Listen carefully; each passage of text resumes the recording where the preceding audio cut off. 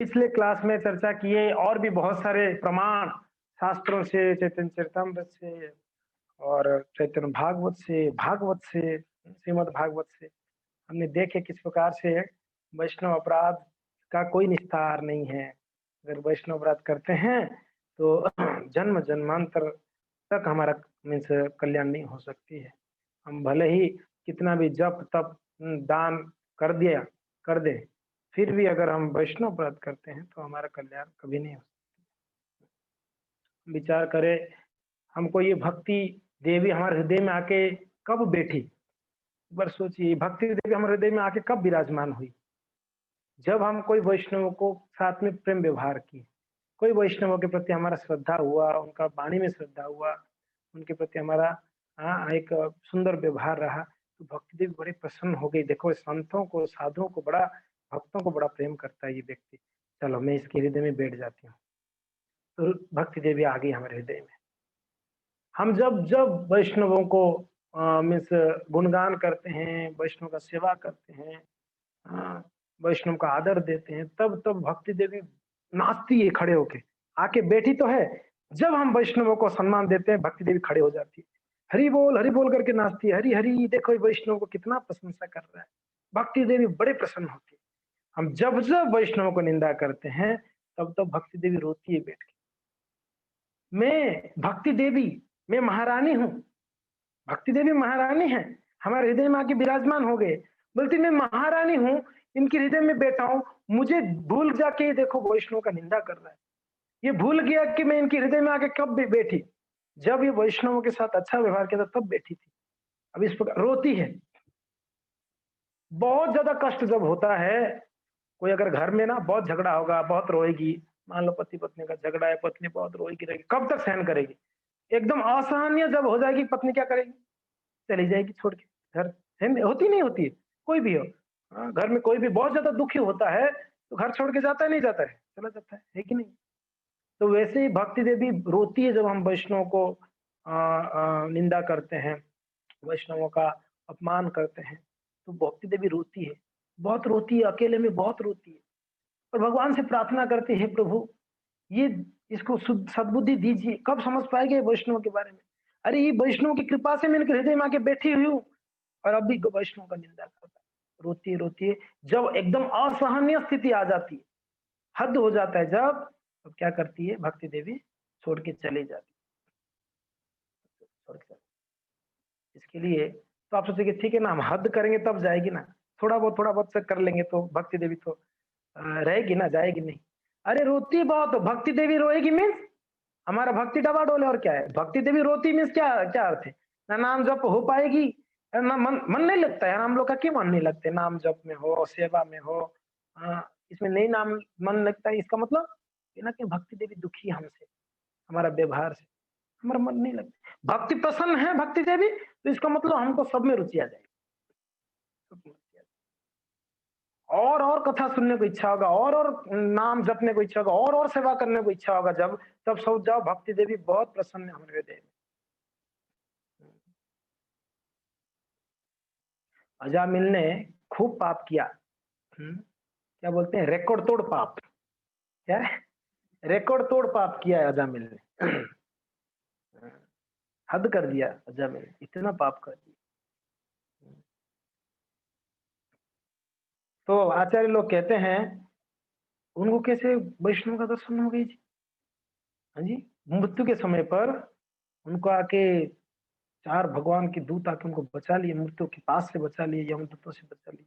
इसने ऐसे क्या कर दिया? उसने कुछ नहीं किया, उसने बस एक अच्छा काम किया था कि वैष्णव को कभी निंदा नहीं किया था।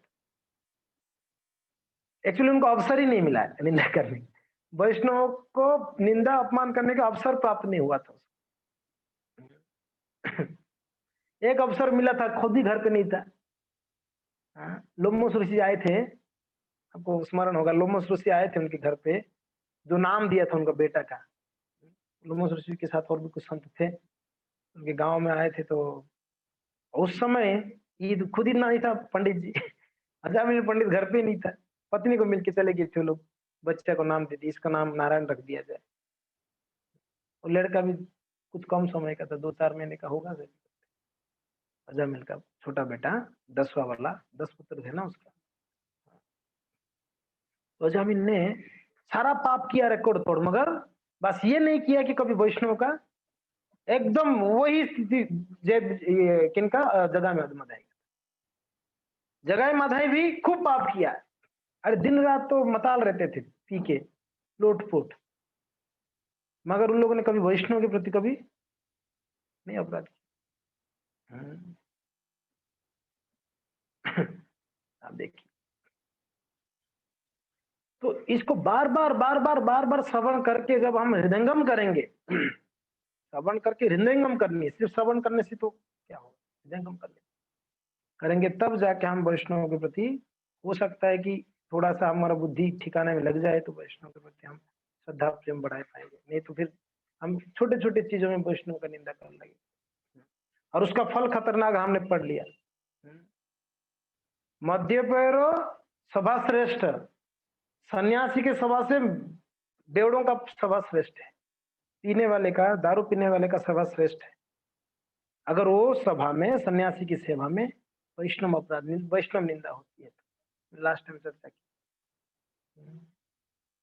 इसलिए महाप्रभु ऐलान कर दी, जहां जहां वैष्णव अपराध की बात आई है जी, वहां वहां से चैतन्य महाप्रभु ने, वहां वहां वृंदावन दास ठाकुर ने वर्णन किए हैं कि ये वाला अनिंदक होए कृष्ण। चलो इसको बोलते ही एक बार, स्लाइड को ना, ये प्यार को एक बार बोलते हैं, बहुत सुंदर प्यार है, आ गया।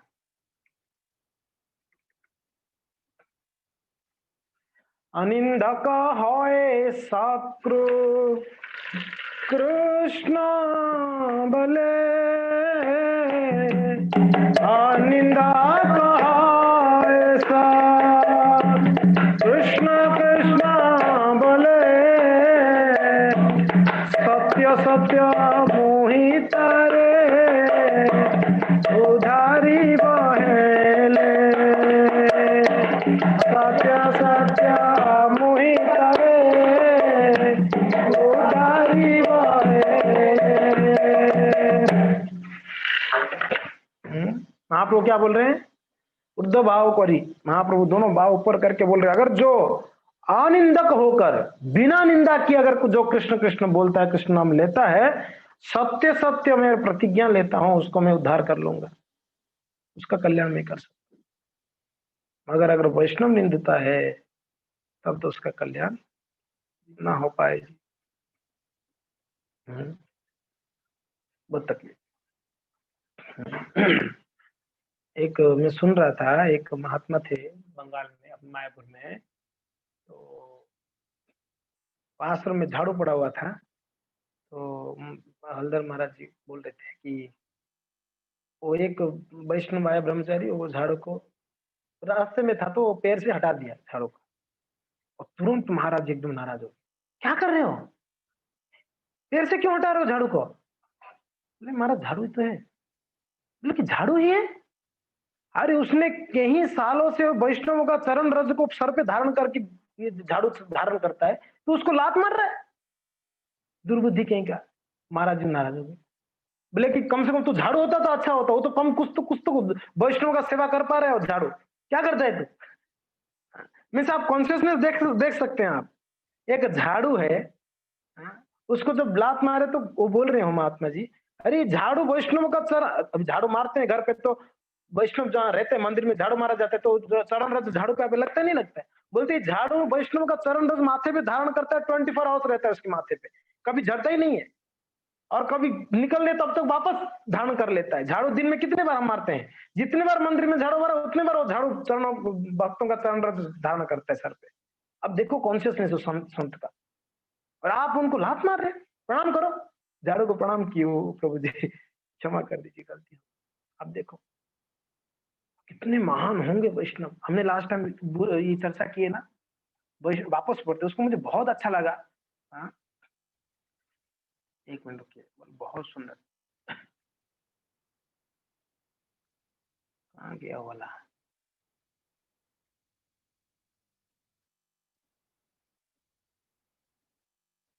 हाँ, बहुत सुंदर वाला है, इसको इसको वापस पढ़ते हैं, बड़ा उत्साह आता है ये पढ़ने के। हाँ, ये लास्ट वाला 2 प्यार, ठीक है? ठीक है, ये सारों पढ़ लेते हैं, वापस सारों बोलते हैं। विद्याकुल तपस्व विफलता हरो, विद्याकुल तपस्व विफलता हरो, वैष्णव निंदय जे पापी दुराचार, वैष्णव निंदय जय पापी दुराचार। हे पूजा होता हर कृष्ण ना करे ग्रहण, पूजा होता हर कृष्ण ना करे ग्रहण, वैष्णवेर निंदा करे जे पापिष्ट जन, वैष्णवेर निंदा करे जे पापिष्ट जन। जो वैष्णव का निंदा करता है वैसा पापी का तो पूजा करने पर भी भगवान ने उसको पूजा ग्रहण नहीं करते। ना करे ग्रहण, कृष्ण ना करे ग्रहण, उसका पूजा ग्रहण ही नहीं करेंगे। कितना धूप दीप चढ़ाकर, नैवेद्य चढ़ाकर भगवान का पूजा कर, अगर वैष्णव निंदक है तो भगवान ने छी, धिक्कार है तेरा जीवन, तेरा पूजा अर्चना मैं स्वीकार करूं। अरे पापिष्ट कहीं का, भगवान ने। तो फिर वैष्णव का फिर गुणगान करते हैं। देखिए वृंदावन दास ठाकुर, बहुत सुंदर, ये 2 पैर बहुत बहुत उल्लास देती है। जय वैष्णव नाचिते पृथ्वी धन्य हो, जय वैष्णव नाचिते पृथ्वी धन्य हो, जार दृष्टि मात्र दस दिके पाप जार दृष्टि मात्र दस दिके पाप। जय वैष्णव नाचिते पृथ्वी धन्य हो, सिर्फ वैष्णव नाचते हैं तो पृथ्वी धन्य धन्य हो जाते हैं। क्या महिमा वैष्णव का बताए। तो वैसे वैष्णव का चरण रज अगर झाड़ू उठाता है तो झाड़ू कितना महान होगा जी। इसके लिए तो वहां पर महात्मा जी बोले कितने महान है। जो वैष्णव नाचता है, खड़े होकर नाचता है तो पृथ्वी धन्य हो जाती है। और जारा दृष्टि मात्र 10 दिखे पाप क्षय, जो वैष्णवों का दृष्टि पड़ते 10 दिशाएं पाप क्षय हो जाता है, पाप रहता ही नहीं। इसके लिए घर गृह प्रवेश विवाह व्रत आदि में वैष्णव को बुलानी चाहिए कीर्तन करने की। वैष्णव आ गए तो सारा मंगल, सारा मंगल। विवाह ऐसे ही अमंगल चीज है, विवाह में कौन सा मंगल होती है, कोई मंगल है क्या। संत आ गए तो फिर मंगल है आपका विवाह, नहीं तो अमंगल ही अमंगल है कि नहीं। तो वैष्णव आ गए तो मंगल हो सकती है। क्यों? क्योंकि जब वैष्णव नाचते हैं तो पृथ्वी धन्य हो जाती है। तो आपका शादी विवाह में गृह प्रवेश में व्रत में आएंगे तो कल्याण नहीं होगी। वो सिर्फ देख ले, सारा वातावरण शुद्ध हो जाएगा। बहुत बहुत यज्ञ, ये जादू टोना, ये एस्ट्रोलॉजर, ये वो इतना करने का जरूरत ही नहीं। शुद्ध वैष्णव को बुला कीर्तन, शुद्ध वैष्णव बुला कीर्तन कर लो, कीर्तन मेला रख दो। आपको लगता है कहीं पर कुछ कमी है, वैष्णव को बुलाओ, बुला कीर्तन मेला रखो। 24 घंटा कीर्तन, 12 घंटा कीर्तन, सारा अमंगल चला जाएगा। इतना भरोसा तो होना चाहिए वैष्णव भगवान के नाम के ऊपर। जिनका वैष्णव भगवान के नाम के ऊपर भरोसा है उनके जीवन में आनंद ही आनंद है जी। क्योंकि उसने नाम के प्रति विश्वास कर लिया, वैष्णव के प्रति विश्वास।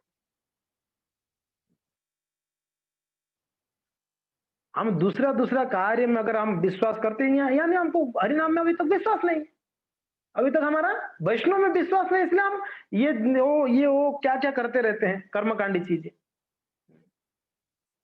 तंत्र यज्ञ, मंत्र यज्ञ, ये यज्ञ वो यज्ञ, क्या जरूरत है जी। वैष्णव को बुला, शुद्ध भक्तों का कमी है। प्रभुपाद महाराज का जितने शिष्य सब शुद्ध भक्त, बुलाओ उनको, बुला के कीर्तन कराओ, बस इतना ही।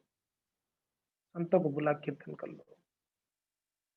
हमारा मीन्स बारी बारी में बुलाना चाहिए वैष्णव को, साल में 2 4 5 10 बार बुला के वैष्णवों को कीर्तन करवाना चाहिए।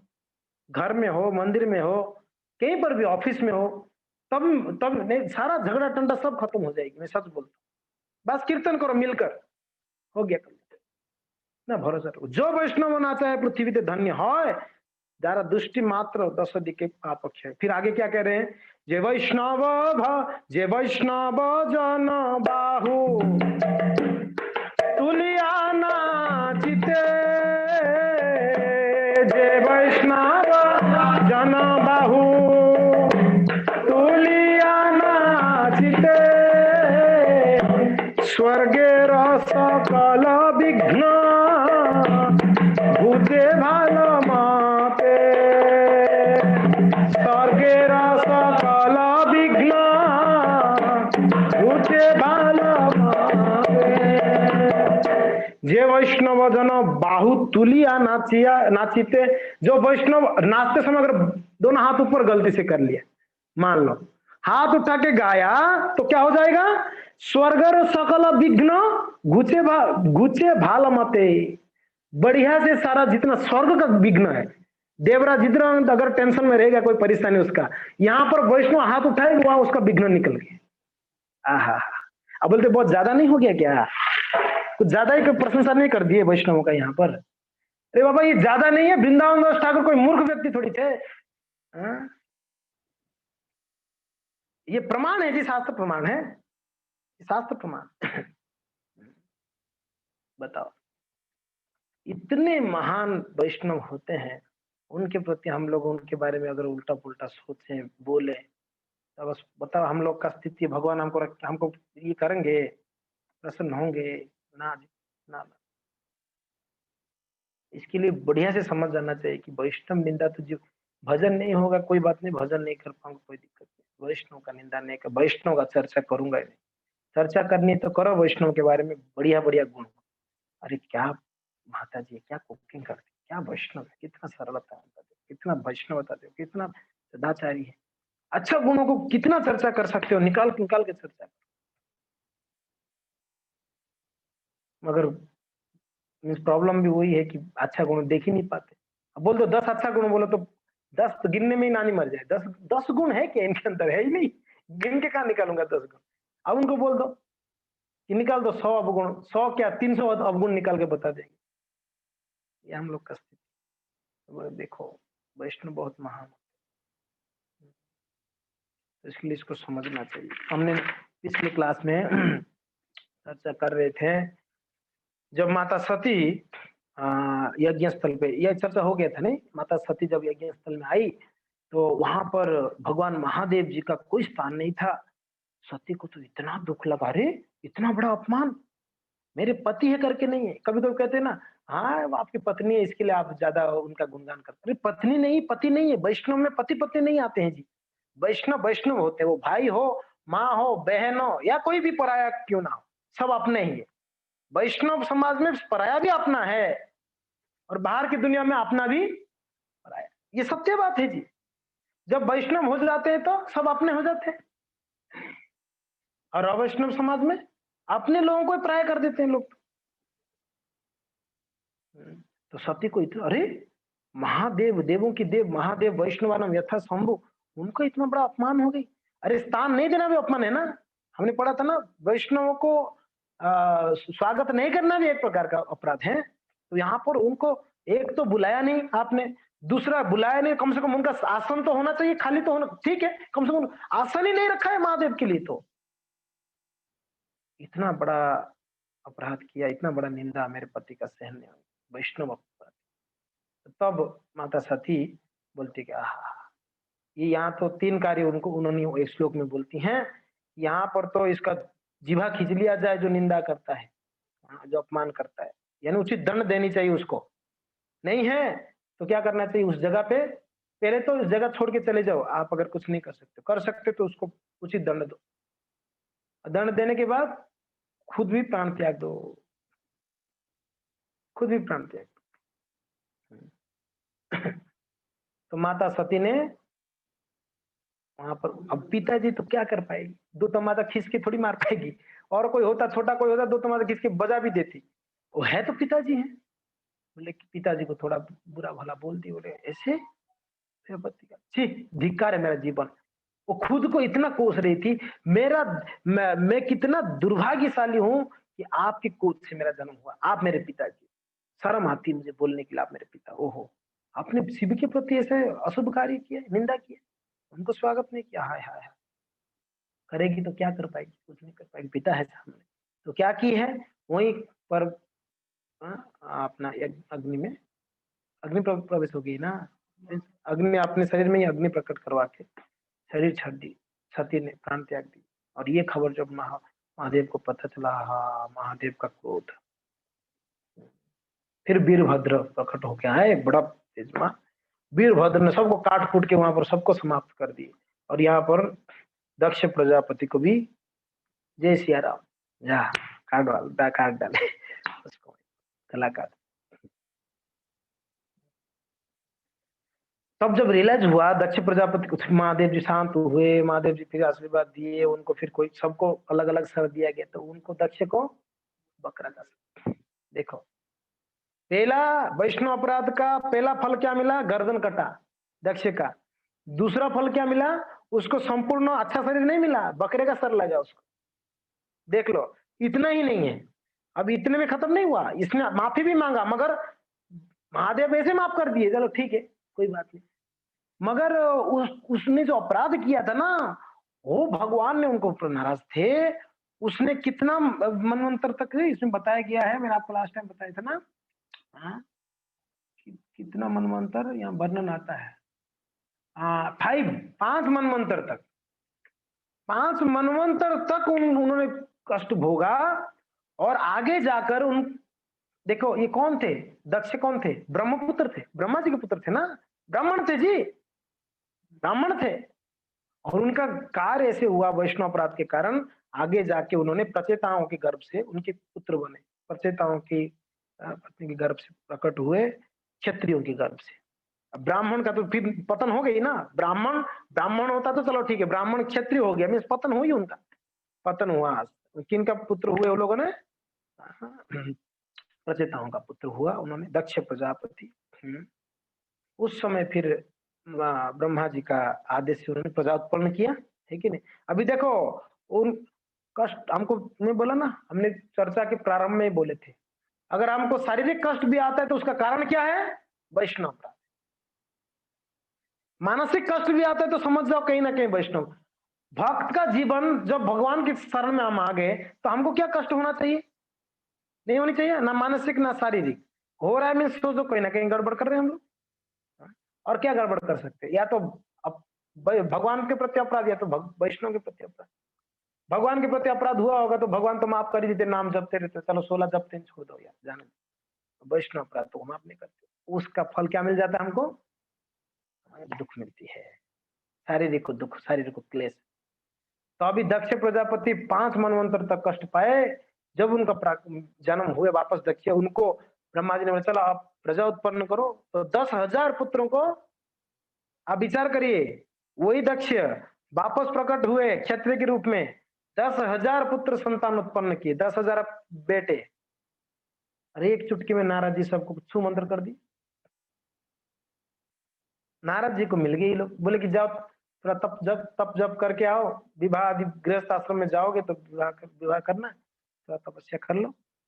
ये है मीन्स हमारा वैदिक संस्कृति है कि विवाह करने से पहले उसको ब्रह्मचर्य व्रत का पालन करना है, तपस्या करना चाहिए, तो उसका जीवन कैसे होगा, विवाह वैवाहिक जीवन उसको सुखमय रहेगा, शांति में रहेगा। नहीं तो फिर परेशानी, उनको तपस्या करनी, तपस्या नहीं सीख पाएगा, क्योंकि ना विवाह के बाद से तपस्या शुरू हो जाएगा।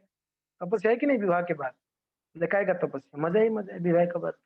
सारी पत्नी बना बना के देखी, काय का बना के पत्नी देखो बैठी रहती, पति को सेवा में लगे, तो बना के दे, तपस्या शुरू उनका।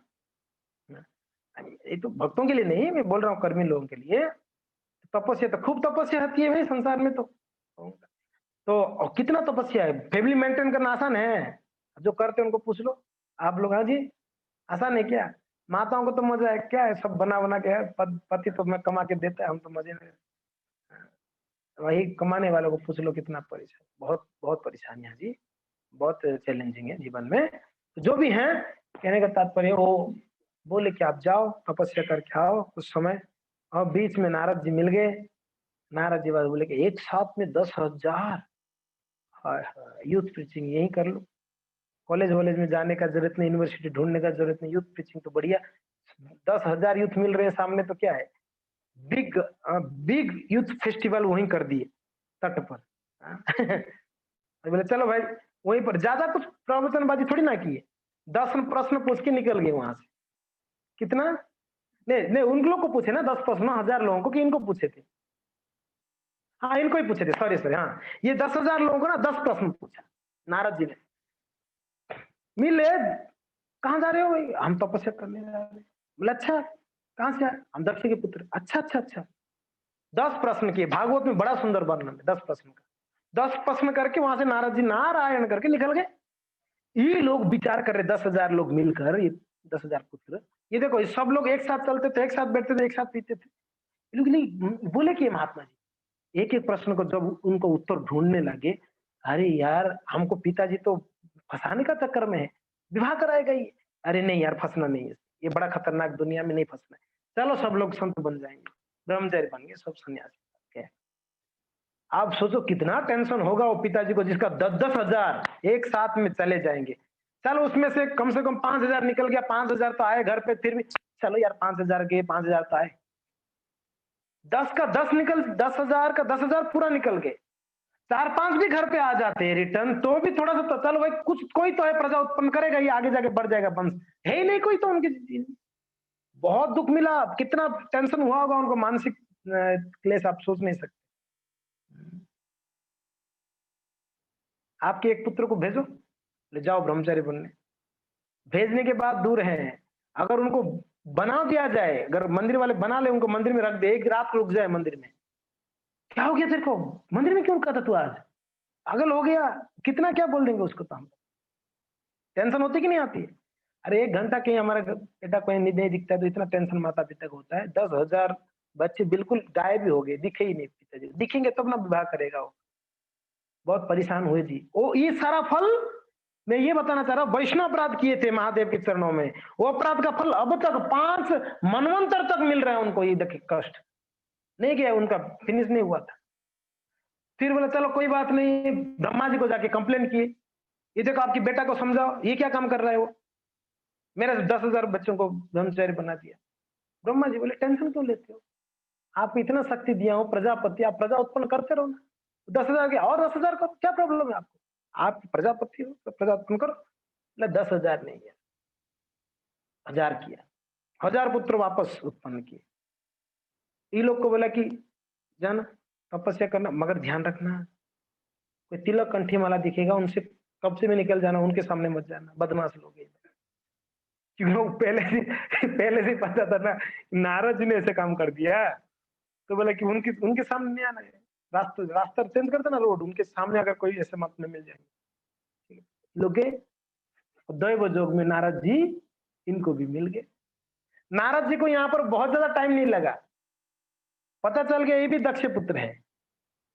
बोले कि शास्त्र में बताया गया छोटे भाई को बड़े भाई के पद चिन्हों में चलना चाहिए, इतना बोल के निकल गए भाई, इतना ही बोले। ये लोग ढूंढने लगे बड़े भाई हमारे कौन है भाई, पता चला 10,000 बड़े भाई है इनका। ये लोग क्या कहाँ गए, तो ये लोग संत बने, बोले चलो हमारे बड़े भाई संत बने, शास्त्र में बोला हम भी संत बने, ये लोग भी निकल गए। 11,000 का 11,000 के। अब देख लो, अभी एक बार ब्रह्मचारी बन गए एक ग्रुप तो चलो ठीक होता है, दो दो ग्रुप। तब इतना टेंशन में आया दक्ष प्रजापति, और बड़ा क्रोध में था, बड़ा क्रोध में था। अब एक वैष्णव अपराध दूसरा वैष्णव अपराध करने को मजबूर करता है। मैं बोलता हूँ ना, एक झूठ दूसरा झूठ बोलने को मजबूर करता है, एक अपराध करते उस अपराध से दूसरा अपराध दूसरा ऐसे होती। अब इतने क्रोध में थे तब तक नारद जी मिलेगा तो इसको नहीं छोड़ूंगा, तब तक नारद जी सामने पहुंच गए। देख के आग बोला, अरे नारद आप ऐसे काम किया, मेरे बेटे सब बेटे को बर्बाद कर दिया, जीवन बर्बाद कर दिया।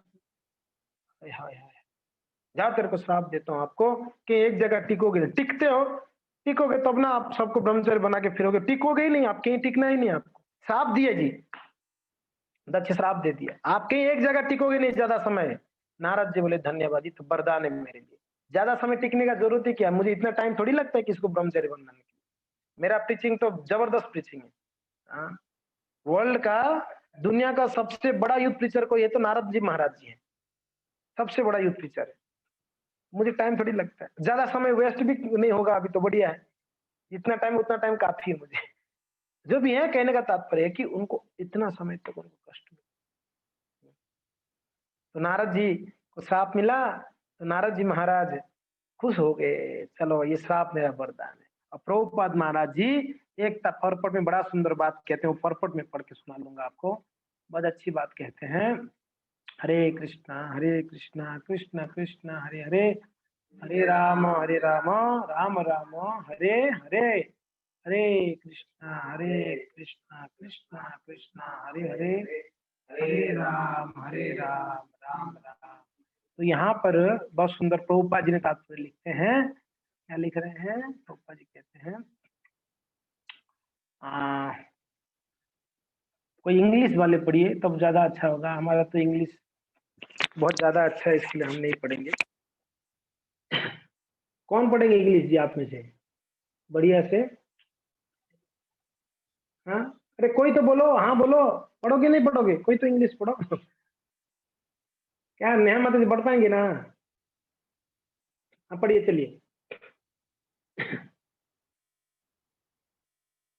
आप स्क्रीन बड़ा कर सकते हो, अनम्यूट कर लो एक बार आप मोबाइल में, फिर आप पढ़िए। अनम्यूट तो हुआ ही नहीं आपका, तो आप तो म्यूटेड है अभी तक। अनम्यूट का ऑप्शन नहीं आ रहा है क्या आपके मोबाइल में?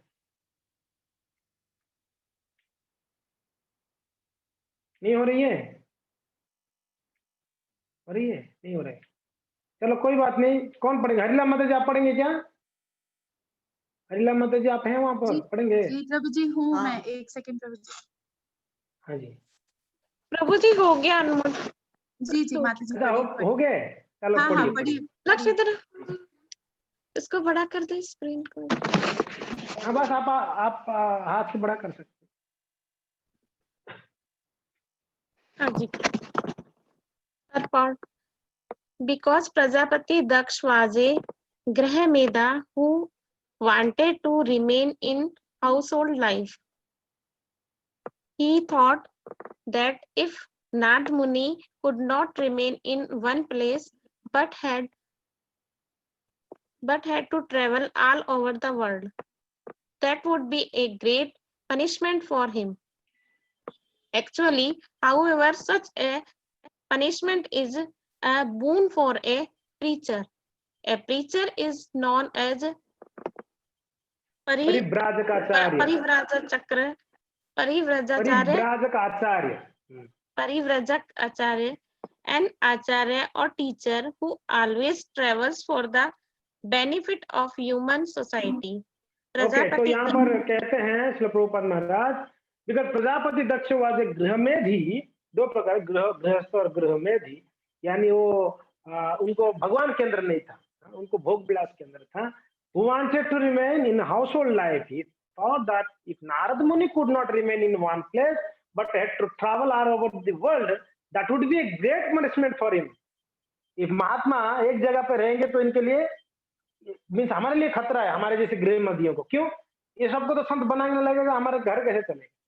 तो इसको तो श्राप दे दे तो ये सबसे बढ़िया है कि वो घूमता रहेगा, कहीं रखेंगे। एक्चुअली हाउएवर सबसे punishment is a boon, means आशीर्वाद और एक प्रीचर जो प्रचारक है उनके लिए तो आशीर्वाद हो गया ना, ज्यादा जगह में जा पाएगा, प्रचार कर पाएगा। A preacher is known as a परिव्राजक आचार्य, an acharya or teacher who always travels for the benefit of human society. जो वैष्णव संत या आचार्य होते हैं वो दुनिया भर में घूमते रहते हैं, किसके लिए? जन कल्याण के लिए।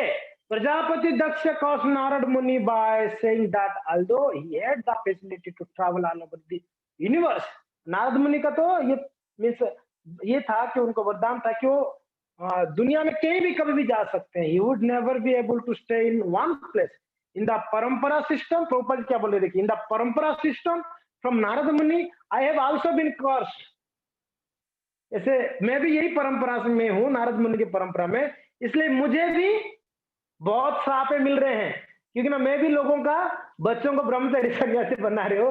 तो जैसे नारद मुनि को उनके पिता ने ये दक्ष प्रजापति श्राप दिया, वैसे I have also been crossed. although I have many centers that would be suitable place for residence. मेरे बहुत सारे ऐसे सेंटर हैं दुनिया भर में जहां मैं आराम से रुक सकता हूं. I cannot stay anywhere, for I have been cursed by the parents of my young disciples. क्यों?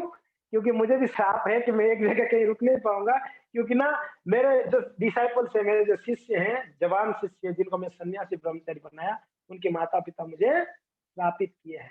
Since the Krishna consciousness movement was started, I have traveled all over the world 2 or 3 times a year.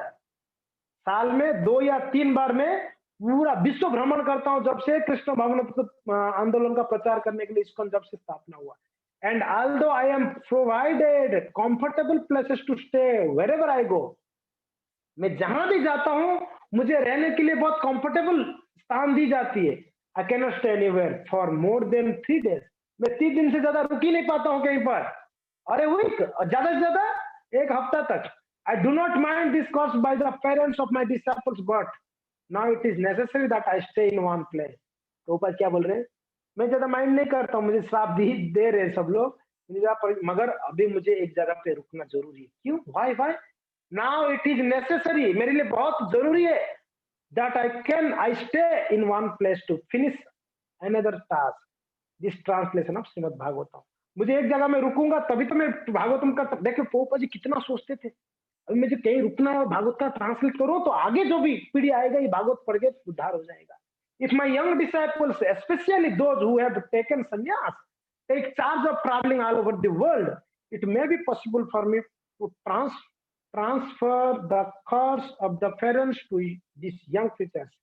Then I may sit down conveniently in one place for the work of translation. Prabhupada ji क्या कहते हैं कि जैसे मुझे श्राप मिली है, तो अगर मेरे जो सन्यासी शिष्य हैं ये लोग अगर दुनिया भर में प्रचार करेंगे घूम फिर के, तो मेरे को जो श्राप मिला मैं ट्रांसफर कर दूं इन लोगों को, ये घूमते रहे, मैं बैठ के भागवत का ट्रांसलेशन कर. तो यहाँ पर नारद मुनि को भी श्राप दिए. जो भी हैं इस में से ये कथा से ये प्रसंग से हम सीख पाते हैं. देखिए वैष्णव अपराध कितना कितना कितना कितना खतरनाक है. इसके द्वारा ये दक्ष प्रजापति को 5 मनवंतर तक, मनवंतर आप सोच सकते हैं कितना टाइम है. ब्रह्मा जी का एक दिन में 14 मनु आते हैं. एक मनवंतर में 71 दिव्य युग होता है. हमने लास्ट टाइम बताया था आपको कितना 71 दिव्य युग होता है. दिव्य युग यानी सत्य द्वापर त्रेता कली, ये 4 मिलाकर एक दिव्य युग कहते हैं इसको. सत्य त्रेता द्वापर कली मिला के इसको एक दिव्य युग कहा जाता है. ऐसे 71 दिव्य युग होगा तो एक मनवंतर होता है. और ऐसे इतना समय तक, और ऐसे 5 मनवंतर तक ये दक्ष प्रजापति दुख भोगते गया. देखिए वैष्णव अपराध का फल क्या है, कितना खतरनाक है. दूसरा एक बड़ा सुंदर उदाहरण होता है. आज तो हम इसी को चर्चा करेंगे कि शास्त्रों से क्या कैसे कैसे अपराध से क्या क्या फल मिला. चित्रकेतु महाराज जी का प्रसंग आता है. चित्रकेतु महाराज जी भगवान का वरदान, भगवान का आशीर्वाद से बड़ा ऐश्वर्यवान बन गए थे. स्त्रियों के साथ विमान में चल रहे थे चित्रकेतु महाराज. भगवान दर्शन दिए थे जी, ठाकुर जी स्वयं दर्शन देकर उनका आशीर्वाद दिए थे चित्रकेतु महाराज. और ये चित्रकेतु महाराज जी आकाश में घूम रहे थे, विचरण कर रहे थे अलग अलग जगह आनंद से, मगर थे तो भगवान के भक्त. भगवान का दर्शन कोई सामान्य व्यक्ति थोड़ी ना कर सकता है. भगवान भक्त थे इसलिए भगवान का दर्शन हुई. तो ऊपर से विचरण कर रहे थे. जब कैलाश के ऊपर से निकल रहे थे वहां पर उन्होंने क्या देखा, महादेव जी विराजे हैं और बढ़िया भागवत कथा चल रही है. महादेव जी का भागवत सप्ताह तो नहीं चलती, नित्यम भागवत सेवा चलता है उधर, सप्ताह भक्ता नहीं. वो शुरू करते हैं बोलना तो बंद ही नहीं करते, बोलते रहते हैं. महीने 2 महीने तक बोलेंगे. महादेव जी इतना मग्न हो जाते हैं कथा बोलने. वैष्णवानम यथा संभव जी, महादेव जी सामान्य व्यक्ति नहीं. भगवत कथा में बड़ा रुचि है, बड़ा आनंद लेते हैं. महादेव कथा बोलते हैं तो उसमें मग्न हो जाते हैं. मैं बतला रहा था ना, हमारा प्रभुपाद जी के एक शिष्य हैं इंद्र प्रभु, आप सब तो जानते हैं, बड़े प्रसिद्ध है इंद्र प्रभु. विश्व भर में संकीर्तन यज्ञ को प्रचार प्रसार किए वृंदावन में बैठकर. ये देखो संत ऐसे होते हैं, एक जगह बैठेंगे तो भी उनका प्रचार प्रसार दुनिया भर चलेगा.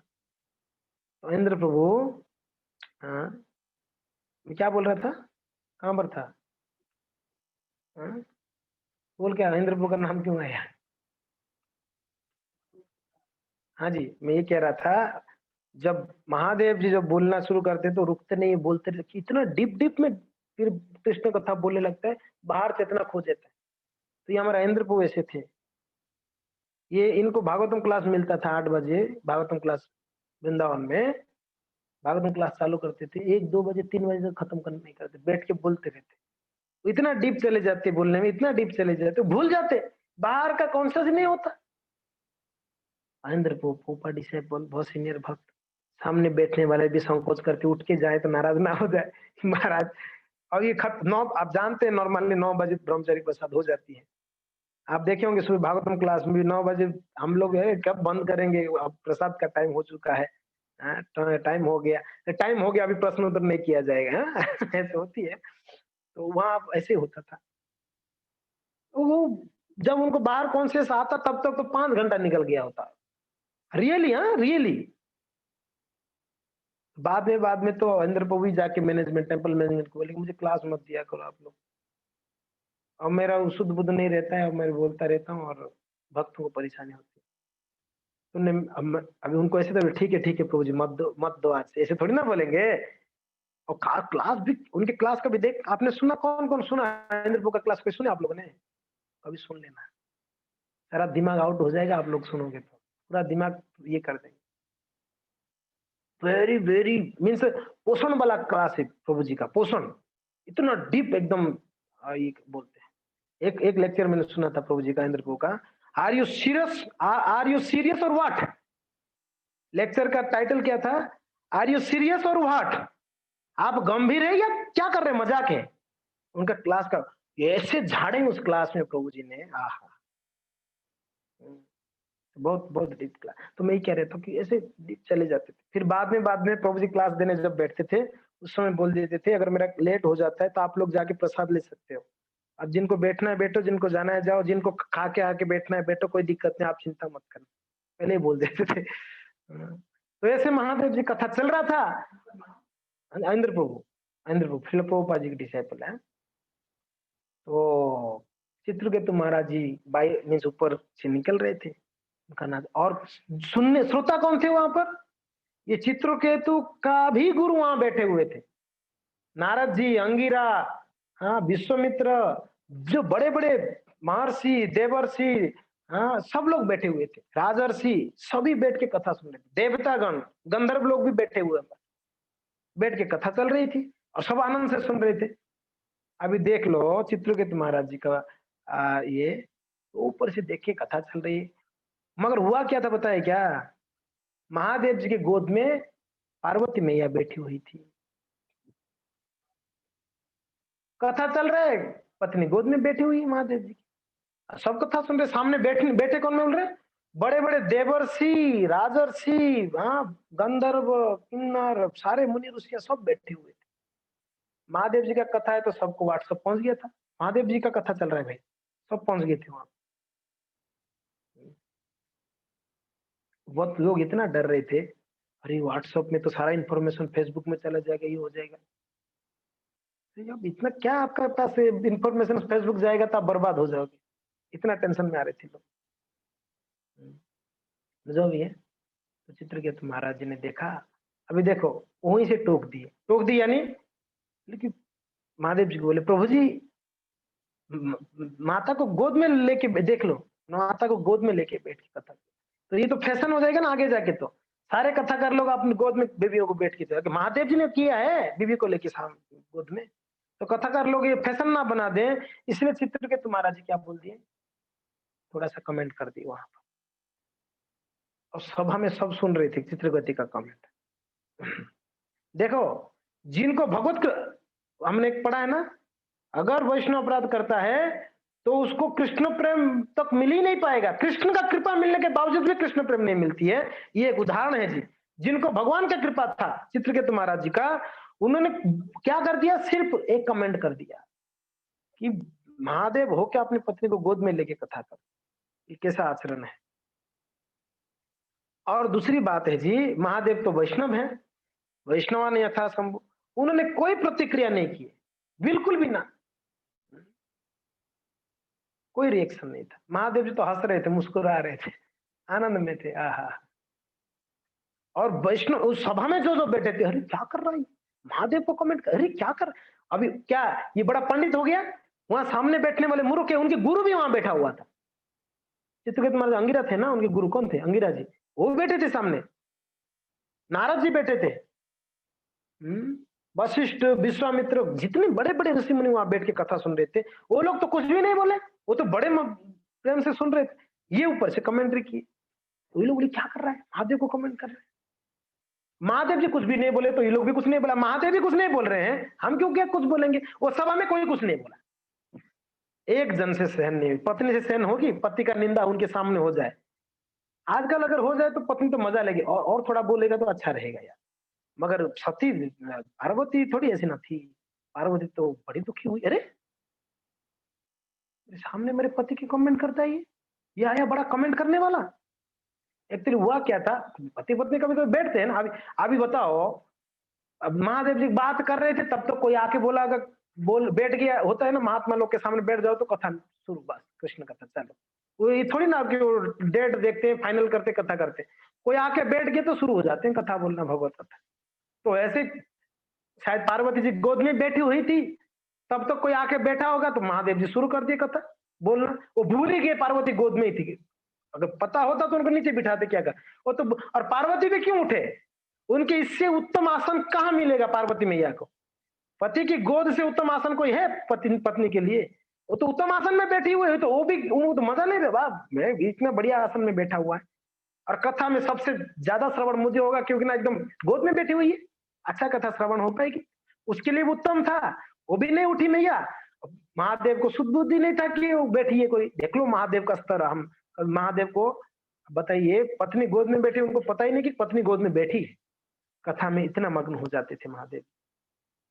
और तो ना उनको अच्छा नहीं लगा, पार्वती मैया बड़ी दुखी हुई कि बेटा कमेंट करने की तक पहुंच गया तू, इतना तू बड़ा हो गया, तू महादेव को कमेंट करेगा? ये सब अहंकार का कमाल है, भगवान कृपा मिल गई ना, इसलिए अहंकार, और कुछ नहीं। अरे शिव, जिनका नाम सुन के ही लोग पवित्र हो जाते हैं, शिव करके बोलने से लोग पवित्र हो जाते हैं, वैसा व्यक्ति के ऊपर तू कमेंट कर रहा है? बेटा ये तो मीन्स देव बुद्धि नहीं है, ये तो असुर बुद्धि है। हाँ? असुर बुद्धि है तेरा, तू बेटा असुर तेरे लिए लाएगा, असुर योनि में चला जा। मैया ने थाप दे दी। इसलिए यहाँ पार्वती का कोई गलती था? क्या गलती का? कोई गलती नहीं था, सही की है। वैष्णव निंदा होगा तो सहन नहीं करने का, बराबर दंड देना है, दे दिए। महादेव जी वो तो हंस रहे थे। अच्छा दूसरी बात है, चित्रकेतु कौन सा गलती किया? उनका गलती है मीन्स सही बोला, सही है, चित्रकेतु कोई गलत नहीं बोला। अगर नहीं बोलता तो ये फैशन हो जाता है, महादेव को सब फॉलो करते, यद यद आचरति श्रेष्ठ तत्तदेव तरो जना। जो व्यक्ति लोग नॉर्मल व्यक्ति श्रेष्ठ व्यक्ति को देख के फॉलो करते हैं, है नहीं किया? तो अगर महादेव जैसे करते तो लोग आगे जाके ये बोलते कि महादेव जैसे किए तो हम भी करें। तो इसके लिए ये था ठीक, मगर व्यक्ति गलत था बोलने वाला। अगर महादेव का कोई गुरु होता वो बोलते तो फिर चलता। अगर भगवान स्वयं आके राम जी बोलते या कृष्ण जी बोलते कि महादेव जी ऐसा मत करो, मैया को नीचे बिठा दो, तो फिर भी चलता। कमेंट्री कर रहा कौन? जो अनधिकारी है, अधिकार नहीं था उनका बोलने का, उन्होंने ये समझना जरूरी है। ये समझना जरूरी है ये बात यहाँ पर, कि अधिकार नहीं है तो बोलना भी नहीं है, गलत भी हो रहा है होने दो, अधिकारी व्यक्ति बोलेगा।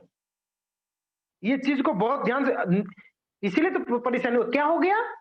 जिनका शरीर तेजमय शरीर था, भगवत कृपा प्राप्त हुआ था, जिनके पास कोई कमी नहीं था ऐश्वर्य का, उनका स्थिति क्या हुआ? सीधा ऐसे उनको राक्षस योनि में जाना पड़ा, सीधा ऐसा स्थिति हो गई, माता के श्राप मिले।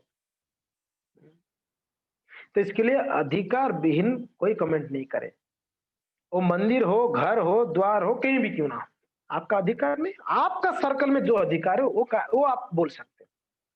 मान लो आप, मैं एक उदाहरण देता हूँ, मान लो कोई आप कोई भक्ति दीक्षा चला रहे हो, भक्ति दीक्षा लीडर हो, तो वो जो भक्त आते हैं, उनको आप बोल सकते हैं, नहीं नहीं आप तिलक लगाना चाहिए, अरे कंठीमाला क्यों नहीं, थोड़ा नाराज, अरे कंठीमाला पहनना चाहिए, इतना दिन हो गया कंठीमाला नहीं पहनती, तिलक लगाना, आप उनको बोल सकते हो, मगर जहाँ अधिकार ही नहीं है वहां बोलना ये गलत हो जाएगा। जहां जिनको अधिकार दिया गया वो उस अधिकार से बाहर निकलते हैं, यही प्रॉब्लम है हम लोग का। और परेशानी हमको ही होती है, सामने वाले को क्या परेशानी होती है, कोई परेशानी नहीं, परेशानी हमको होती है। तो ये कमेंट्री किया तो उनको माता सती पार्वती ने श्राप दिए और उनने कहाँ गिरा, सीधा राक्षस में। थे तो भक्त थे ना। और वहां पर चित्रकेतु महाराज जी, अब देख लो भक्तों का स्वभाव, गलती तो हो गया, बोलकर तो गलती कर दिए, हाथ जोड़ दिए, ओ हो, एकदम यही दंड मिलना चाहिए, एकदम उत्तम दंड दिया गया, उत्तम दंड मिला मुझे। देख लो आप भक्तों का स्वभाव, आप देख सकते हैं। साप मिलने पर भी, इसलिए कौन सा श्लोक है वो, क्षप्ता सिप्ता हता अपि ना तत्पति कुर्वन्ति तद भक्तो ही प्रभोपि ही। ये है भक्त होते हैं। कोई साप देने पर, कोई मारने के लिए प्रयत्न करने पर तो भी भक्त नो प्रतिकुर्वन्ति, प्रति उनको प्रति क्या बोलते हैं, उनको प्रतिशोध का भाव नहीं होता, इनसे उनको वापस दंड देने के भाव नहीं होता। ये है वैष्णव। तो चित्रकेतु महाराज जी को श्राप मिलने के बावजूद चित्रकेतु महाराज जी हाथ जोड़ कर स्वीकार किए, मैया एकदम उत्तम आप मुझे श्राप दिया, सही दंड मिल गया, अच्छा हो गया, दंड मिल गया, उसी समय मिल गया, बहुत बढ़िया, मेरा कर्म का फल तो मुझे मिलना ही था और मिल गया, बहुत बढ़िया। हाथ जोड़कर प्रणाम कर माफी मांगकर वहां से चित्रकेतु महाराज निकले। तब महादेव जी बोलते हैं, और उस सभा में सब चुप, ये सब हो गया, सभा में कोई कुछ नहीं बोल रहा है।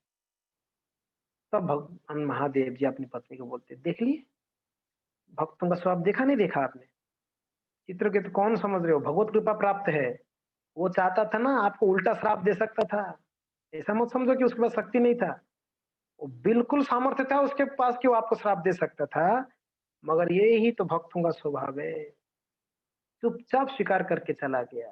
यही नारद जी को जब श्राप मिला, चुपचाप तो आशीर्वाद मान के निकल गए, यही यहाँ पर भी हुआ है। और अपराध लग गया है, उनके लिए क्या, उनको कौन सा शरीर मिली है जी, वित्रासुर महाराज जी का शरीर प्राप्त हो गया, वित्रासुर। और तब अब देखिए सिलसिला खत्म यहाँ नहीं हुआ, वित्रासुर हुए, और वित्रासुर के जो अत्याचार था उसकी वजह से उनकी जो प्रभाव था, बार बार खदेड़ देते थे, किनको, देवलोक में जाके इंद्र को खदेड़ देते थे स्वर्ग से।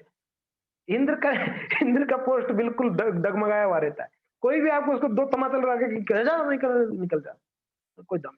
वित्रासुर उनके प्रभाव से बार बार सारे देवी देवता एकदम पहुंच गए कहां पर, भगवान के पास, भगवान को प्रार्थना की। वित्रासुर का तो अत्याचारी ने आके यही चढ़ावा करते थे सीधा एकदम स्वर्ग के, जो भी है।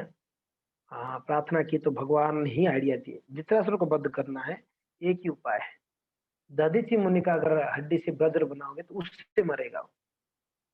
देख लो आइडिया कौन दिए, प्रभु दिए। अभी प्रॉब्लम ये है, इंद्र का ऑलरेडी बैर था दधीचि मुनि के साथ।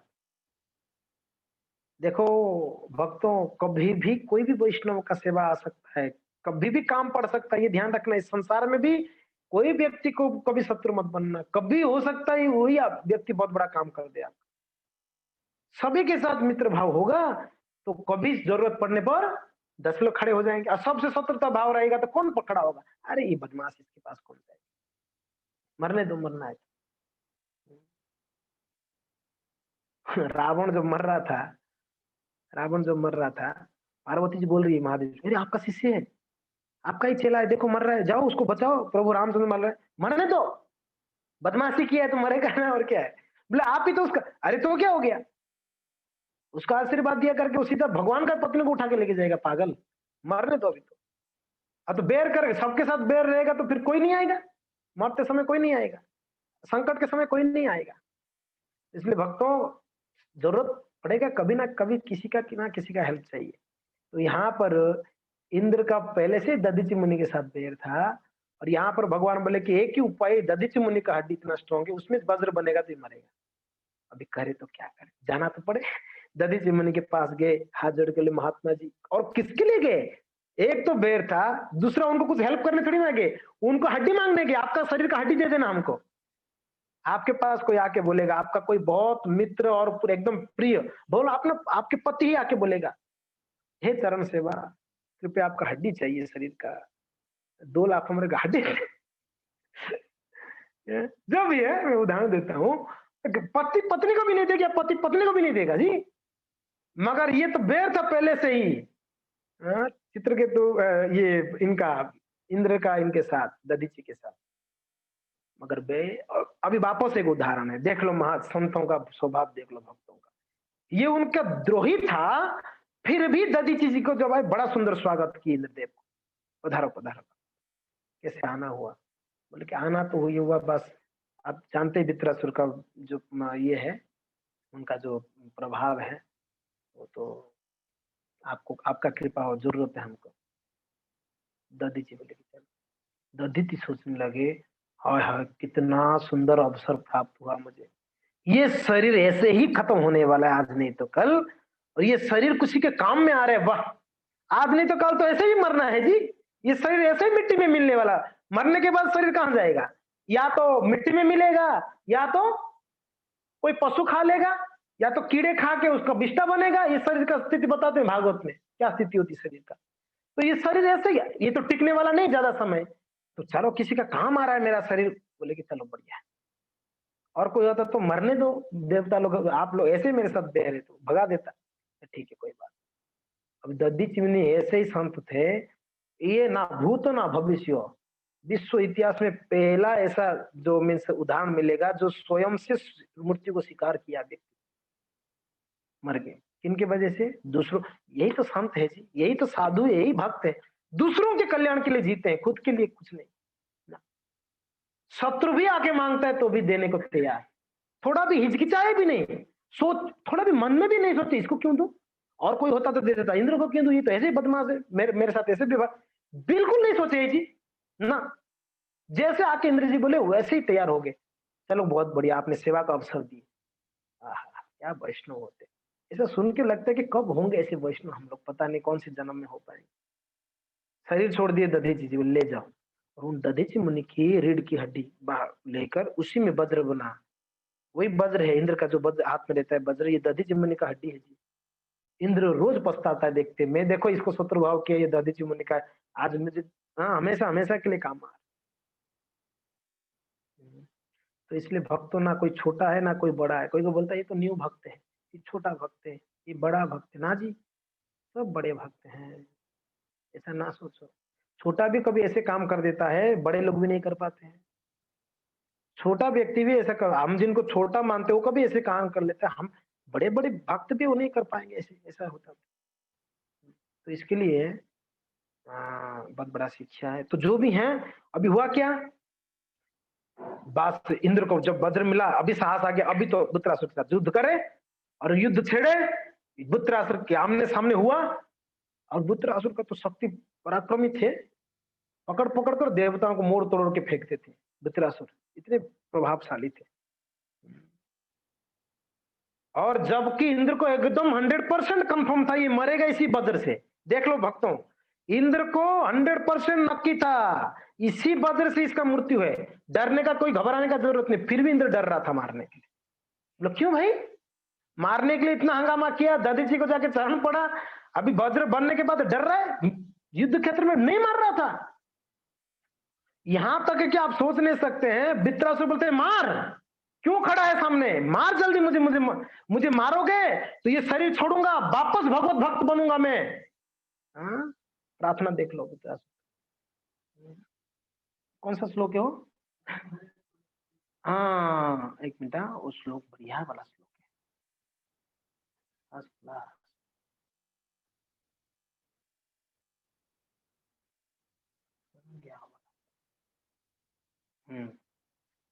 अहम हरे तव पादेक मूल दासानुदास भवितास्मि भूय मनः स्मरेता सुपते गुणास्ते गुणित कर्म करो तु काय। हे भगवान, भगवान को प्रार्थना क्या कर रहे हैं, मैं पुनः कब आपका दासानुदास बन सकूंगा। अहम हरे तब पादेकं मूलम्, मैं कब वापस हे हरि आपकी दासानुदास दास में वापस कब बन पाऊंगा, क्योंकि ना मैं आपका भक्त था ना, वो जो आनंद था भक्त के समय पर। मेरा वीडियो ऑफ हो गया नहीं। तो प्रार्थना करते हैं कि कब मेरा ऐसा समय आएगा कि मैं वापस आपका दास बन पाऊंगा, आपके दासों का दास कब बन पाऊंगा। अहम हरे तो पादेकं मतलब दासानुदासो भवितास्मि भूयः, आपकी दासों का दास कब बन पाऊंगा। फिर क्या है, हाँ, तो ये प्रार्थना है। तो वृत्रासुर बोल रहे हैं इंद्र को, एक्चुअली हल्दर महाराज बोलते हैं कि वित्रा असुर बोलने के लिए अच्छा नहीं लगता है, ये असुर का स्वभाव कहाँ आ रहा है, उनका उनका कार्य असुर का हो ही नहीं रहा था। युद्ध क्षेत्र में भक्त स्वभाव बोलते हैं कि, और प्रार्थना देखो कैसे कर रहे हैं, कोई असुर ऐसा प्रार्थना कर पाएगा, आपके दासों का दास बनना चाहता हूं मैं। महान भक्त थे वृत्रासुर। अरे हमारे भागवत कमेंट्री जो कमेंट्री किए हैं हमारे आचार्य लोग कहते हैं, जो भागवत में वृत्रासुर प्रसंग नहीं है वो भागवत ही नहीं है।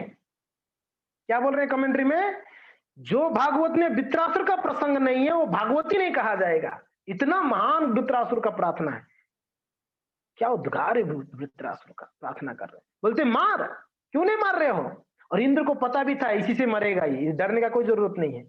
मगर इंद्र क्यों डर रहा था पता है, इंद्र को पता था भाई सामने वाला वैष्णव असुर नहीं है, मैं अगर मारूंगा वैष्णव अपराध तो लगना ही है, और वैष्णव अपराध का फल ऑलरेडी भुगत चुका हूं, ऑलरेडी भुगत चुका। गुरुदेव पधारे थे, हाँ, कौन थे, बृहस्पति थे ना, बृहस्पति महाराज जी पुष्पहार पहने थे, तो पुष्पहार निकाल के इंद्र के गले पे डाल दिए। प्रसादी हार होता है नॉर्मली, जो भगवान का प्रसादी हार वैष्णव पहन के जो पहनते हो तो महाप्रसाद हो जाता है एक प्रकार से। वो जब इंद्र को दिए, इंद्र क्या क्या पता है, इतना अहंकारी इंद्र, वो माला को निकाल के अपने हाथी ऐरावत को डाल दिया माला को। देख लो तमाशा, वो भी गुरु के सामने, गुरु चले जाने की बात करता तो वो हार निकाल के हाथी को डाला। अब हाथी को क्या पता हार का महिमा, हाथी ने अपने सूंड से निकाला, पैर के नीचे डाल के कुचल डाला, जा गया। गुरु के सामने हुआ, गुरु अरे बेवकूफ कहीं का, तेरे को कृपा आशीर्वाद दे रहा, तू इस प्रकार से व्यवहार करता है। उसकी वजह से उनको क्या करना पड़ा, वो तो सुअर की योनि में चले गए। इंद्र को सुअर बनना पड़ा जी, कहीं समय तक सुअर में रहे, सुअर के शरीर में। फिर देवता लोग बोले कि भाई इंद्र गया कहाँ, तो पता चला कि वो नीचे मरते लोग में सुअर बना हुआ है। सब लोग आके बोले चलो चलो वहां स्वर्ग संभालना है आपको। नहीं नहीं मजा आ रहा है, कहाँ जाना है, स्वर्ग, वहां क्या है, वहां विष्ठा मिलती है क्या। बोले ये देखो तमाशा, वो स्वर्ग के शरीर से जाना ही नहीं चाह रहे थे। तो ये वैष्णव अपराध का देख लो, गुरु अपराध वैष्णव अपराध का फल पे, और ऐसे उनको अनुभव था, डर रहे थे। ये बोल रहे मारो, ये मारने को डर रहे थे, वज्र उठा ही नहीं पा रही थी। और वृत्रासुर जब पूरा आक्रमण किए एकदम इंद्र को, वृत्रासुर को पता था मुझे तो मरना ही है और यही वज्र ही मारेगा मुझे, तो ये लेट क्यों कर रहा है पता नहीं। भाई जल्दी मरूंगा तो जल्दी दूसरा शरीर मिलेगा, भगवत शरीर मिलेगा। मूर्ति को भक्त डरते थोड़ी ना है, उनको पता ये शरीर छूटेगा तो अच्छा शरीर मिलेगा, भगवत धाम जाऊंगा। शरीर छूटने का कोई डरता नहीं। अब भक्त तो बिल्कुल ना डरे, जो भी है। तब वृत्रासुर को क्या किया उन्होंने, वज्र से मार दिए, उनका वध हुआ। ओ हो, वध होने के बाद वैष्णव व्रत तो लगा भयंकर तरीके से वैष्णव का। तब क्या हुआ, इंद्र जो थे उनको उस वैष्णव अपराध के कारण उनको स्वर्ग के राजा नहीं बन पाए। फिर इंद्र जी, जो स्वर्ग खाली हो गया वैष्णव अपराध के कारण, तो स्वर्ग के राजा के लिए नहुष महाराज जी को चुना गया। कौन थे, नहुष, राजा नहुष। राजा नहुष मर्त्य लोक के राजा थे, इतने पराक्रमी थे। देवता लोग बोले कि अभी इंद्र तो भुगत रहा है, दंड भुगत रहे हैं, वैष्णव अपराध का दंड, उनको राजा ने नहीं दिया गया पद, बहुत उनको कष्ट को अनुभव करना पड़ा। नहुष महाराज जी को रिक्वेस्ट किया आप स्वीकार करो इंद्र का पदवी, तो नहुष महाराज जी इंद्र का पदवी स्वीकार किए। और देख लो क्या हुआ, नहुस ने इंद्र का पद भी बोला, और जो इंद्र का पत्नी थी, क्या नाम था उनका, सची था ना, सची। अब उनकी पति नहीं तो सची रो रही थी कि मेरे पति ही नहीं है। इंद्र तो अभी दूसरे शरीर में, कौन से शरीर में थे वो, कमल के, हाँ हाँ हाँ, यस, वो इंद्र कमल के नाड़ में जाके छुपे हुए थे, वैष्णव काल में कमल की नाड़ के अंदर छुपे हुए थे, जाके बैठे हुए। तो छुपे हुए थे, इन लोग को तो मिलने को कोई तो राजा चाहिए भाई, बिना राजा का कैसा होगा, हाँ? तो इसके लिए नहुस महाराज जी को रिक्वेस्ट किया। देखो उस समय राजा इतना पराक्रमी होते, इतना शक्तिशाली होते, इतना सामर्थ्य होते कि देवता लोग भी तरसते थे, आप मीन्स बोलते थे आप आके हमारा राजा बन जाओ, आप क्वालिफाइड हो, 100 अश्वमेध यज्ञ करोगे तो आपको इंद्र का पद भी मिलेगा। और उस समय इस भूलोक में राजा लोग ऐसे होते थे, 100 अश्वमेध यज्ञ का प्रभाव होता था उनके पास। तो नहुस को राजा बनाया गया, ठीक है। और नहुस जी जब राजा बने तो सती नहीं आ रही थी उनको सेवा करने के लिए, पत्नी का धर्म होता है पति का, ये तो इनको सिर्फ पोस्ट मिला था ना, पति थोड़ी था ये, पोस्ट का इतना अहंकार हो गया। अभी देख लो, अब जब वित्रासुर की बात हुआ था ना, उस समय ब्राह्मण लोग ने ही इनको उकसाए थे, किनको, इंद्र को, अरे इसको मार डालो, आप कुछ करके मारो करके, ब्राह्मण लोग ने उकसाया था, ये बड़ा बदमाशी करता है, इसको मार दो।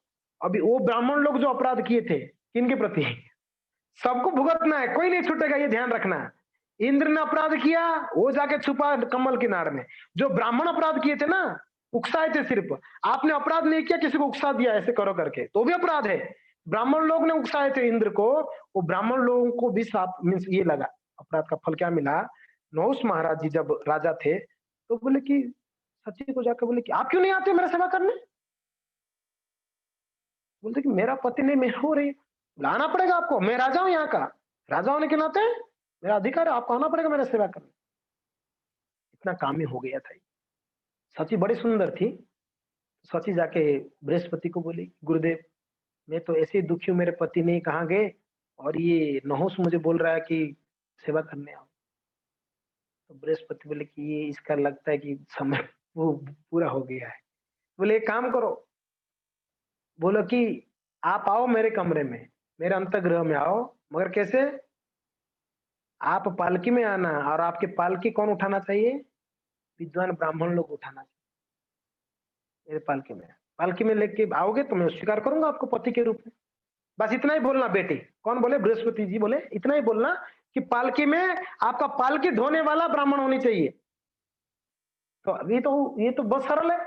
नहुस महाराज जी तो इंद्र का पद भी पाए हुए थे, तो ब्राह्मण जो ब्राह्मण थे ना, ये लोग जो उकसाए थे इंद्र को उस समय, तो चलो पालकी ढो, मुझे जाना है सची के पास। पालकी में बैठे तो ये अभी कौन उठा रहे हैं पता है, बड़े बड़े मुनि ऋषि लोग उठा रहे थे। वहां पर वो कहते हैं अगस्त भी थे उसमें, अगस्त मुनि भी थे, वो जो उठा रहे वो भी थे उसमें। तो ये तो लात भी मारा था, जल्दी चल, लात मार रहा था पालकी को बार बार, ब्राह्मणों को बार, चलो जल्दी, वहां सची वेट कर रही है। सर्प सर्प बोल रहे थे, क्या बोल रहे थे, सर्प यानी जल्दी, संस्कृत में सर्प यानी जल्दी चलो जल्दी चलो, सर्प सर्प बोल रहे थे। उतने में ब्राह्मणों का आया क्रोध, लात खाए, देखो उसका जो अपराध किए थे ना, उसके लात खाए लोग ने, किसका, नहुस का। और सर्प सर्प बोला तो ये गुस्से से ये लोग श्राप देती है। अरे कितना काम ये देखो, सर्प जा, सर्प बन जा। नहुस महाराज जी सीधा सर्प बन गए, सांप बन गए गया, कहाँ सती को भोग करेंगे। देखो तमाशा। जो भी है इस प्रकार से इंद्र ने अपराध किया, तो उनको कितना समय तक था वो मुझे याद नहीं आ रहा है, बहुत समय तक इंद्र ने छुप के रहे अपराध को बचने। अब जानते हैं ना उस समय जो अपराध लगा, और वो पाप को इंद्र ने डिवाइड किए थे, 3 जन को दिए, 4 जन को दिए थे। एक तो दिए थे वृक्ष को, इंद्र को जो 4 लोग को दिए थे। एक जो इंद्र को जो पाप मिला था ना, ब्रह्म हत्या का पाप, उसमें एक उसको 4 भाग कर दिए, एक भाग दे दिए भूदेवी को। भूदेवी को जो भाग दिए उसके कारण मरुभूमि, जहां पर बंजर मरुभूमि एरिया, ये इंद्र का श्राप है। दूसरा भाग दे दिए वृक्ष को, वृक्ष से जो गोंद निकलता है ना, वो वृक्ष का श्राप है। वृक्ष के जो क्या बोलते हैं उसके गम या गोंद, जो भी वृक्ष का जो गम निकलता है वो इंद्र का श्राप है। तीसरा दिए स्त्री को जब अशुद्ध होना पड़ता है, वो इंद्र का श्राप है, उनका इंद्र का पाप दिया गया। और चौथा क्या था, हाँ पानी को दिए थे, जल में जो बूंदे निकलती है ना, बुदबुदे, फैन जो निकलता है वो भी इंद्र का श्राप है। इंद्र का श्राप। इस प्रकार से इंद्र को वैसा अपराध पाप लगा था।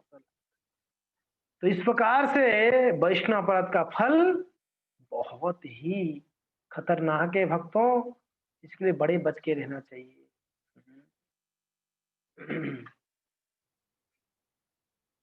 क्या 5 मिनट और दोगे आप लोग कि नहीं दोगे? 5-10 मिनट दोगे नहीं दोगे? हाँ जी, नहीं चाहते हो कि मुंडी हाँ बोलना पड़ेगा ना, क्या करे तो नाराज ना हो जाए, मना कर देंगे।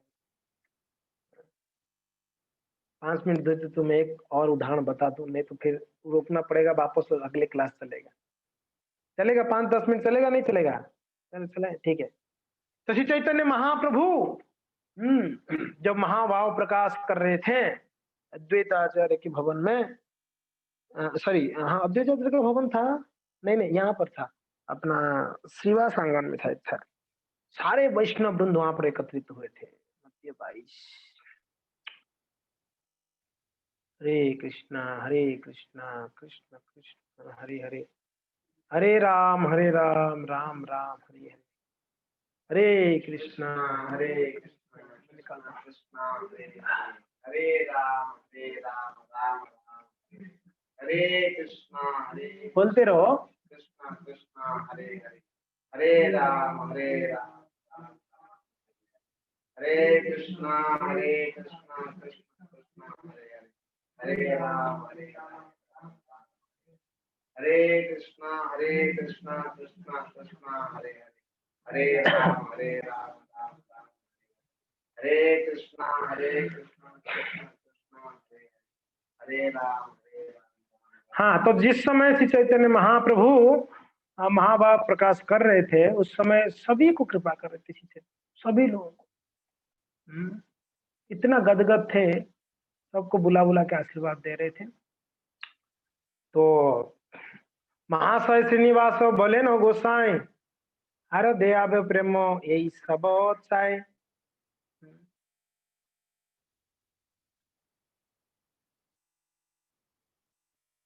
तो सबको कृपा कर रहे थे, उनकी माँ भी वहां पर थी, महाप्रभु की, चैतन्य महाप्रभु की माँ सची देवी, उनकी माँ को कृपा नहीं कर रहे थे, बाकी सबको कृपा कर रहे थे। तो श्रीनिवास बोले कि प्रभु आपकी माँ को भी कृपा करिए, आप सबको आशीर्वाद दे रहे हो, सबको कृपा करो, माँ है, माँ को कृपा करो। तो चैतन्य महाप्रभु क्या बोल रहे पता है? महाप्रभु बोल रहे कि सची मैया को उनको कृपा नहीं करूंगा। प्रभु बोले इहा नाबा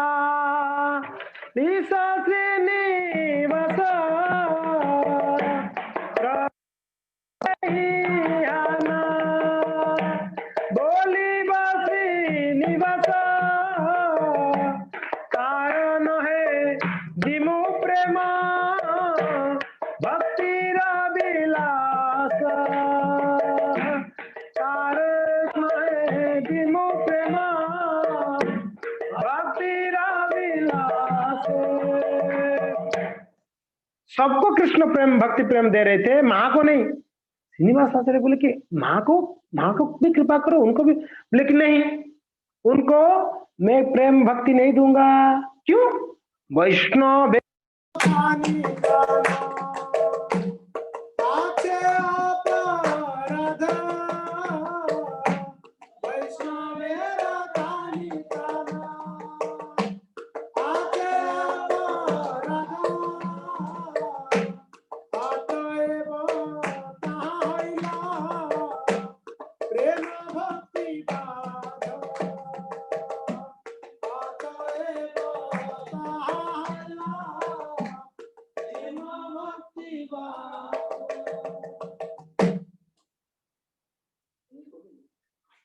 साउंड स्लो आ रहा है नहीं?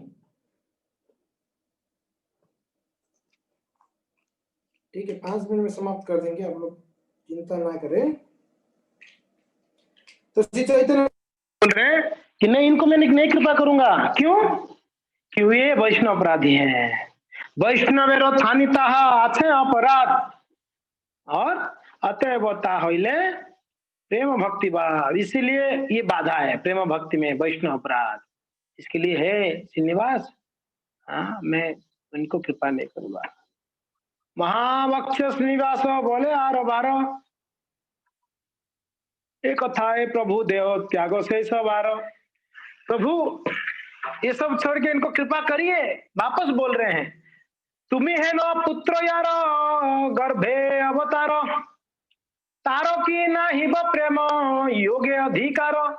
क्या बात कर रहे महाप्रभु, माँ है आपका, इनकी कोख में आप जन्म लिया है प्रभु, आप उनको कृपा नहीं करेंगे, उनको उनको प्रेम नहीं देंगे? ऐसा मत करिए, माँ है उनको प्रेम करिए।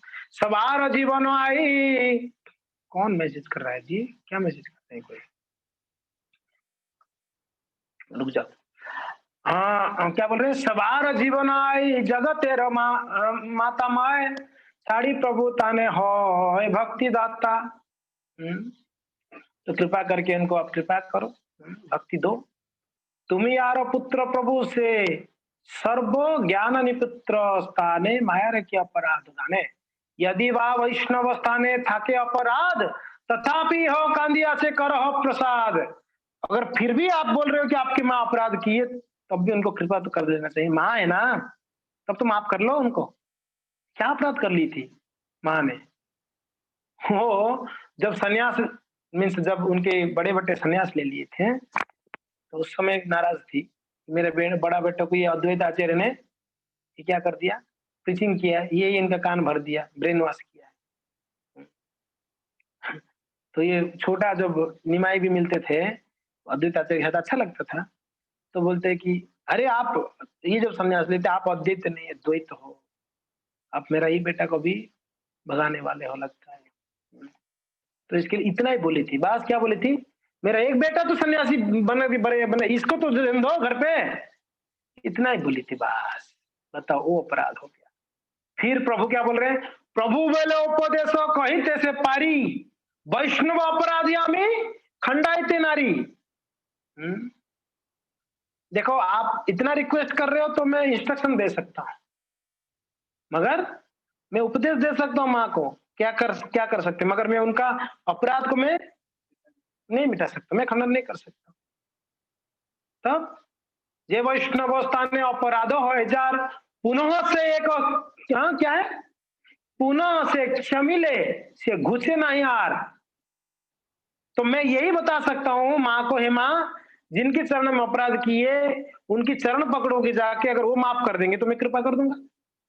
जे वैष्णव स्थान अपराध हो जार, जो वैष्णव के चरण में अपराध हुई है पुनः से ही क्षमिले, अगर वही आपको माफ कर दिया तब से घुन से सही नहीं, वो आपका अपराध मिट सकता है। देखो एक तो पता चल गया क्या करना चाहिए।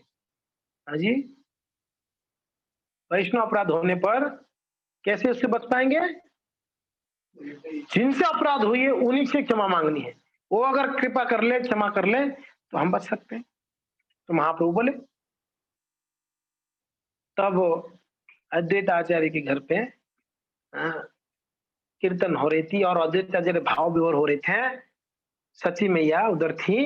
अद्वैत आचार्य भाव विभोर होकर जब लौट गए, मीन्स गिर गए नीचे भूमि में, सची देवी उस मौका का फायदा उठा कि धीरे से जाके अद्वैत आचार्य का चरण रज लेके सर पे धारण कर ली, उनके चरणों को सर पे धारण कर ली, तुरंत हो गया चरण रज माफ कर दी, मुझे क्षमा करो करके मुझे क्षमा करो। अद्वैत आचार्य क्या बोल रहे हो मैया, आप माँ, आप तो जगत माता है, आप सिर्फ भगवान के माँ, पूरा जगत की माँ है, आप ऐसे क्यों कर रहे हैं, क्षमा करो मेरा अपराध हो गया। तो भगवान चैतन्य महाप्रभु गदगद हो गए हैं, महाप्रभु गदगद हो गए। 55 नंबर, एक मिनट रुक जाइए मैं खोलता हूँ 55, क्या बोल रहे हैं महाप्रभु,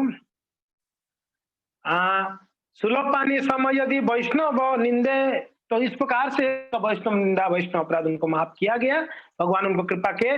सुलभ पानी समझ यदि वैष्णव निंदे, सुलभ पानी यानी जो त्रिशूल धारण करने वाले महादेव के समान भी अगर कोई वैष्णव का निंदा करता है, तथापि हो नासो पाए के हो शास्त्र बिंदे, तब भी उसका नाश हो जाएगा अगर वैष्णव का निंदा करता है। तो ये शास्त्र में बताया गया है, यो ना मानियो जय सुजो न निंदा करे, अगर ये नहीं जान के कोई निंदा करता है, जन्मे जन्मे से पापिष्ट दैव दोषो मारे, जन्म जन्म वो पापिष्ट क्या होगा, भगवान के पनिशमेंट में वो मरता रहेगा।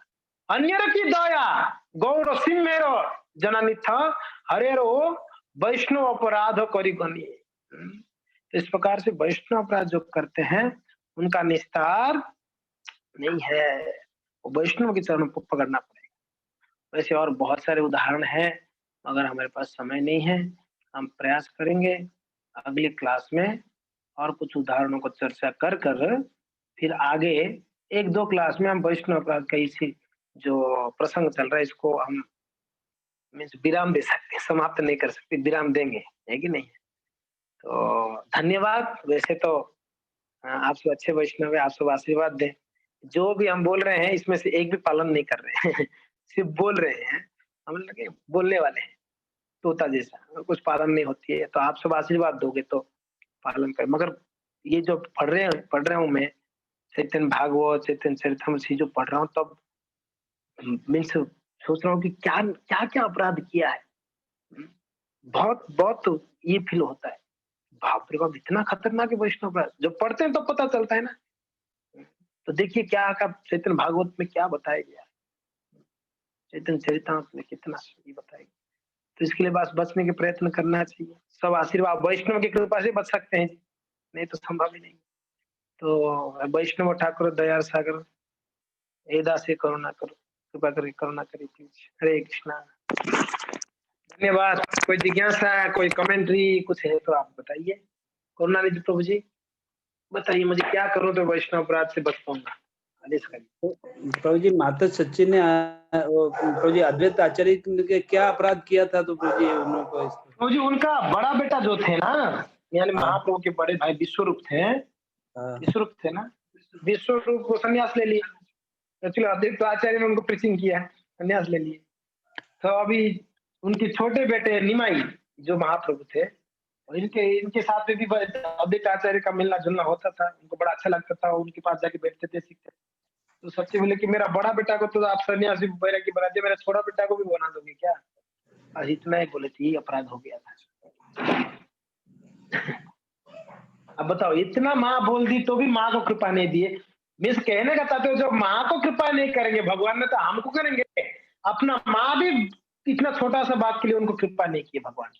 हमारा तो निस्तार ही नहीं है जी, ध्यान रखिए। ठीक है, और किसी को कुछ प्रश्न है, कुछ पूछना है तो पूछिए, कोई जिज्ञासा है?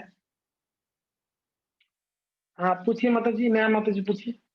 हरे कृष्णा प्रभु जी। प्रभु जी जब वो इंद्र ने अपना पाप बांटा था तो उसने कुछ वरदान भी तो दिए थे ना, सबको पाप बांटा था, उन्होंने भार लिया था पाप का। अब मुझे याद नहीं, आप बता दीजिए, मुझे स्मरण नहीं है।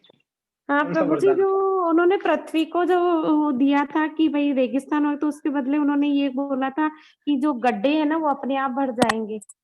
और जो वृक्ष था ना उसको दिया था कि शाखाएं कितना भी काट लो आपकी अपनी शाखाएं वापस निकल जाएंगी। बराबर है। और जो जल को दिया था ना कि वो किसी भी आकार में कहीं भी समा जाएगा, उसमें कुछ भी मिलाओ, मतलब किसी भी पात्र में डालो वो सब में समा जाएगा। जैसे दूध में मिलाते हैं तो दूध जैसा हो जाएगा, मतलब सब में वो समा जाएगा। और औरत को ये ऐसा दिया था कि वो उसकी कामेच्छा ना मतलब उस पीरियड में भी बनी रहेगी, ऐसा। जी हाँ, ये मीन्स आशीर्वाद दीजिए, सिर्फ साथ नहीं दिए। यस, थैंक यू माता, धन्यवाद। मुझे स्मरण नहीं था। और किसी का कोई जिज्ञासा है, कुछ तो बोल सकते हैं।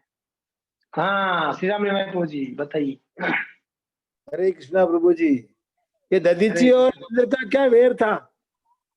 हाँ, दधीची और इंद्र का क्या दुश्मनी थी, झगड़ा क्या था इनका? ये दधीची मुनि को एक बार कुछ तो बोले थे इन्होंने, कुछ तो हुआ था, मुझे वो स्मरण नहीं आ रहा है। आपको याद है दधीची के साथ क्या हुआ था? इंद्र का क्या वेर था, झगड़ा क्या था?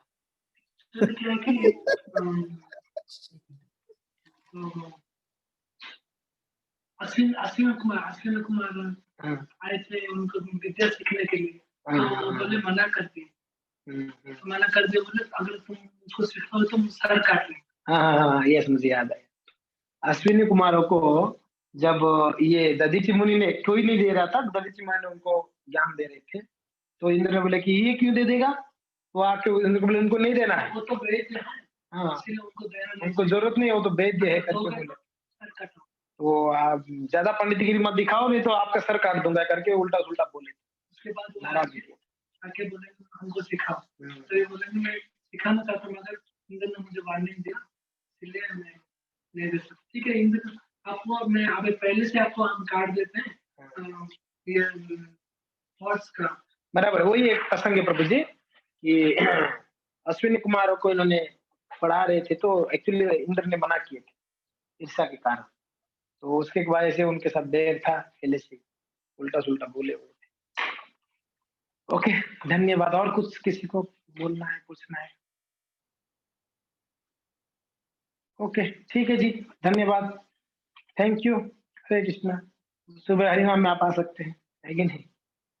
फतेह सागर पाल में।